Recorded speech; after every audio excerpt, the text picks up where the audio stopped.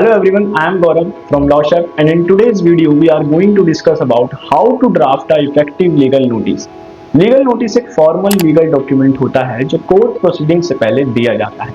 इसका primary objective होता है सामने वाली पार्टी को इन्फॉर्म करना कि उनके एक्शन या इनएक्शन से सेंडर के लीगल राइट्स वायलेट हुए हैं और उन्हें एक लास्ट अपॉर्चुनिटी देना मैटर रिजॉल्व करने के लिए बिना कोर्ट इंटरवेंशन के। आइए जानते हैं कैसे ड्राफ्ट करें एक effective legal notice. Step 1, party details.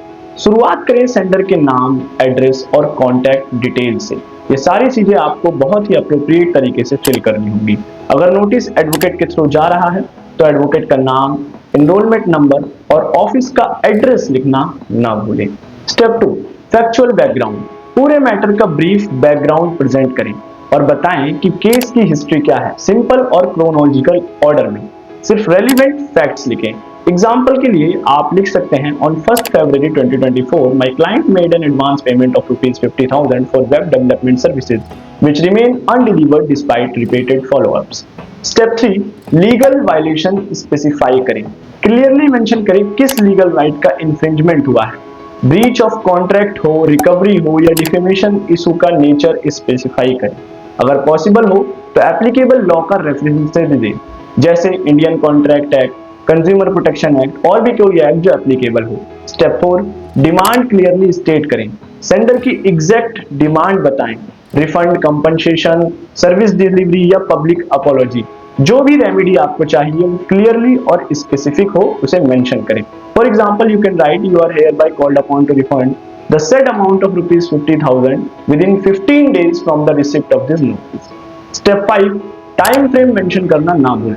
Notice में एक रीजनेबल टाइम फ्रेम स्पेसिफाई करें। कॉमनली लीगल नोटिस के अंदर 7, 15 या 30 दिन का टाइम दिया जाता है।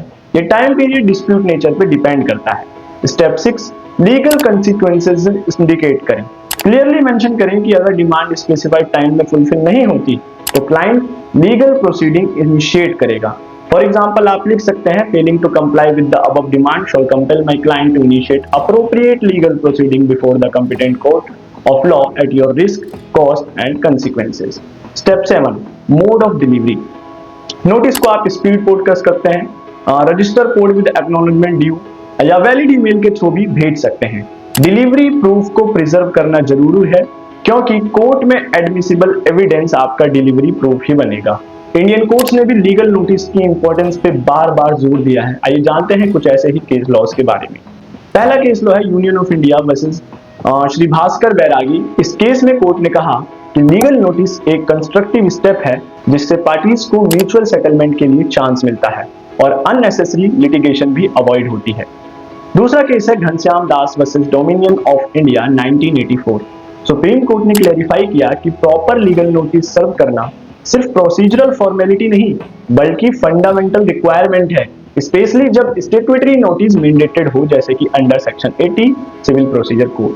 केस लॉ 3 की बात करें तो इसमें Panchu Gopal Bose versus board of trustees for port of Kolkata.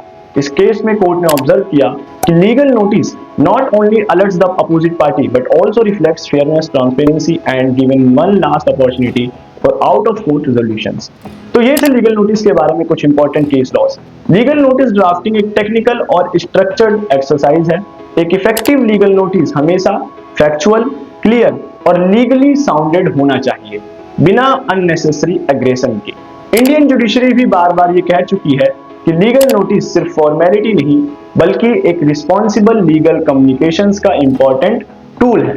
So that's all in this video about legal notice. मिलते हैं अगले सेगमेंट में एक नए लीगल टॉपिक के साथ। तब तक के लिए लीगली इन्फॉर्म्ड रहिए और अगर आपको ये वीडियो पसंद आई हो तो इसे लाइक, शेयर, सब्सक्राइब जरूर करें।